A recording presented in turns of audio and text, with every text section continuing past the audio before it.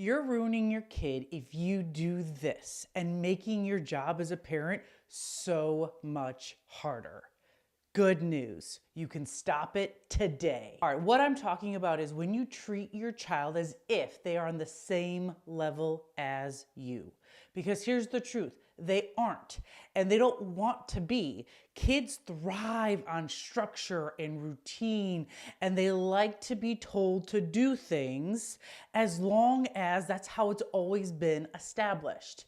And so we don't want to treat our child or our teen as if they're on the same level as us, as if they have the same amount of power as us, because they don't. And it doesn't lead to very good outcomes. Just within the last few months, I had a new family coming in. One of my previous students had referred them to me because when they assessed them, the child came out as having oppositional defiant disorder, or ODD, my expertise. And I love these kids. These kids are the ones where you're like, hey, put away your laundry. And instead of putting away their laundry, they'll lift the laundry basket and then tip it over, all while staring at you. Or you'll be like, hey, the sky is blue. And they're like, no, it's not. It's sky blue. And so there's the oppositional defiant kids that are going to do the complete opposite of whatever it is that you're telling them to do. And they can wreak havoc on parents because you just want them to do what it is you want them to do, and they're not doing it. And it was funny because during the intake, one of the parents looked at me and was like, well, we've always treated our child as if they're like on our level. And I'm like, that's why you have a child who's oppositionally defiant, because you have treated them on the same level. So what are the 3 problems with treating your child as if they are on the same level as you? 1, you lose your authority and influence.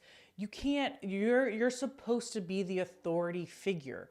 You're the adult. You know, you have lived experience. You know what's a good idea and what's not a good idea. And obviously, natural consequences, we want our children to find that out.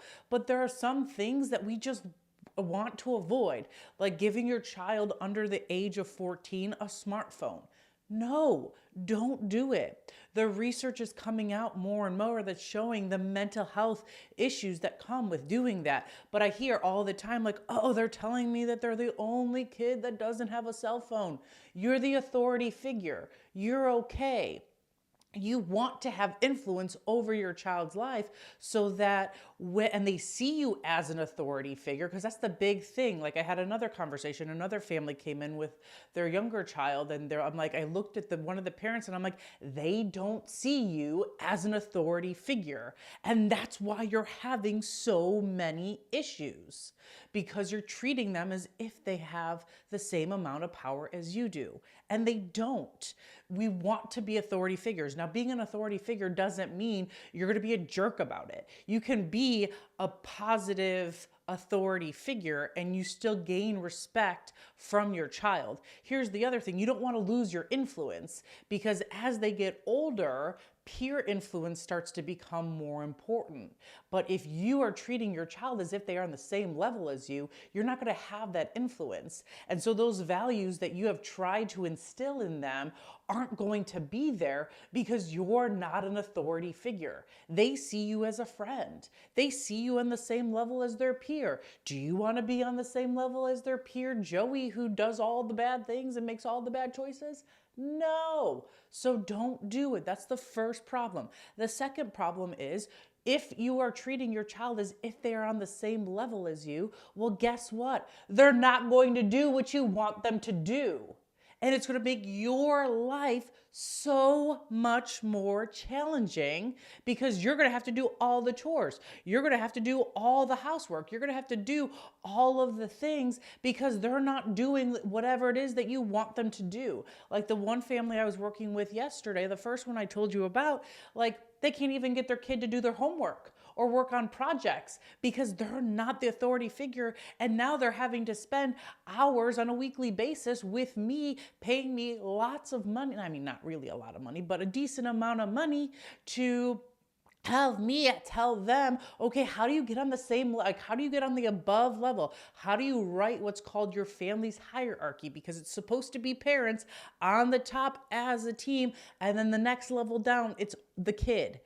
But a lot of the times what I'm seeing is that you see mom, dad, child, or the parents together and then the child, or it's one parent and the child and then the other parent is underneath. Those are dysfunctional hierarchies. We don't want them. They lead to really poor outcomes. We don't want them. So this is another reason why we don't want to treat our child as if they are on the same level as us, is because we can't get them to do what we want them to do.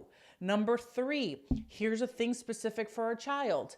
If you're treating them as if they are on the same level, they're not ready for this. That is way too much power for them. That is too much pressure. They are not ready for it. You are the adult. You have lived experiences. You know, you've been around the block a time or two. You know how to do these things. They're little. They don't have the cognitive development for it. They don't have the emotional maturity for it. So don't put all this pressure to be on the same level as adults on your children. It doesn't work for them. Guess what happens? They become anxious. Do you want an anxious child? No, no parent wants an anxious child, because then again, it's harder. It's more work. And so we don't put them on the same level, because then at some way they think that they are, they have to kind of look out for you as the parent. And then all of a sudden we get this weird relationship where the child is taking care of their parent. And yes, like later on, when maybe you're 75 and your child is, I don't know, 45, that's okay. Like that role reversal is okay. But when your child is 8 and you're 33, no, they shouldn't be taking care of you. They shouldn't be on the same level as you. Let them be a child. Let them be a kid. Oh my goodness, we are seeing too many kids trying to be adults too soon with their Stanley cups and their Lululemon pout, like shoulder, fanny packs and their Stanley mugs. Like, let them be kids. Don't steal their childhood. Let them have their childhood. Wouldn't you like to go back and have your childhood and be able to be carefree? Let them be carefree and do the things that you want them to do. All right, so those are the 3 problems with letting your child be on the same level as you.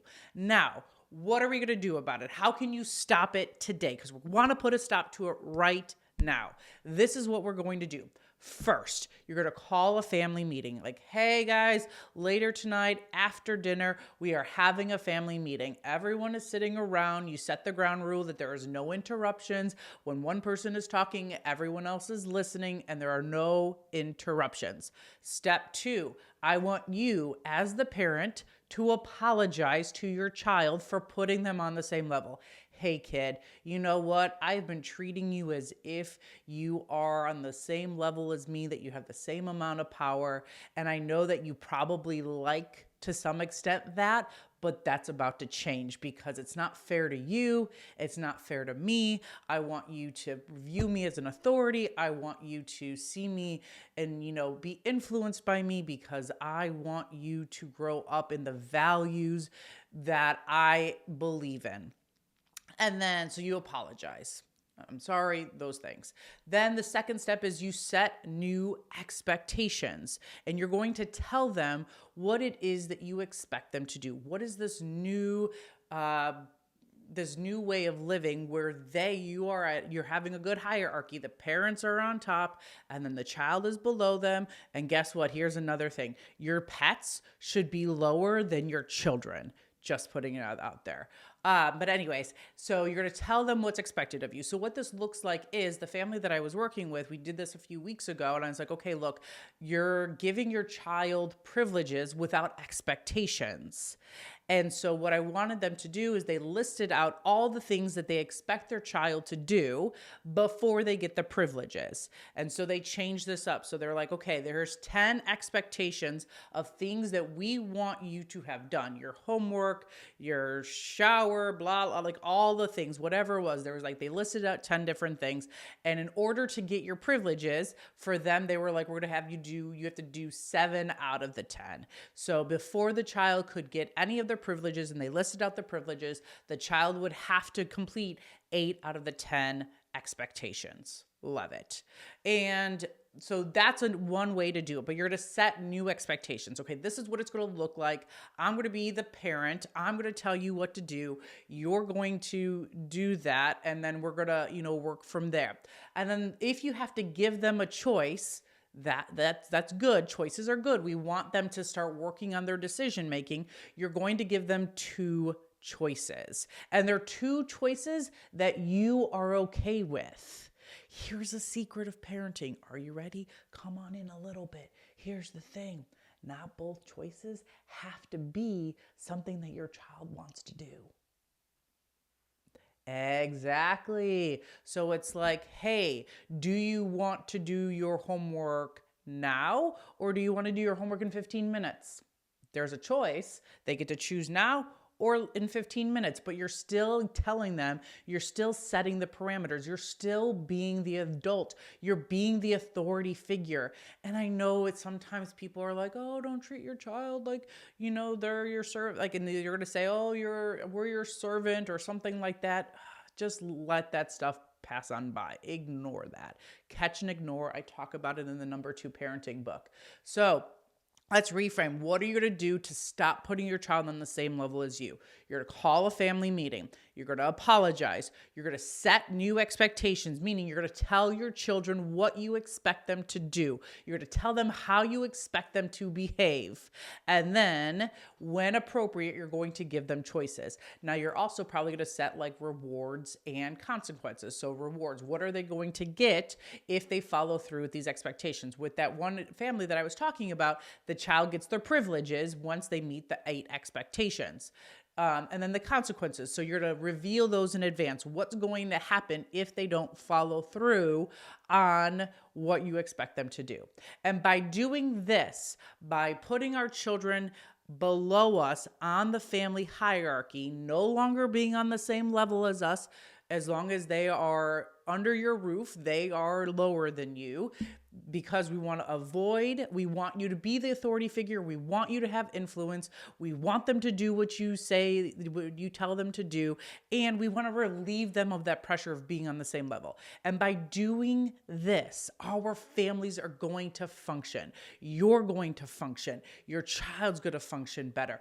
Things are going to be better. Everyone's mental health is going to be better. Life is going to be happier, more satisfied, easier. Parents are so burned out. By doing this, you're going to be less burned out because you're going to be having help, because now you're an authority figure. And by doing these things, by reclaiming your authority and your influence in your child's life, we are going to be throat punching this Gen Z mental health crisis.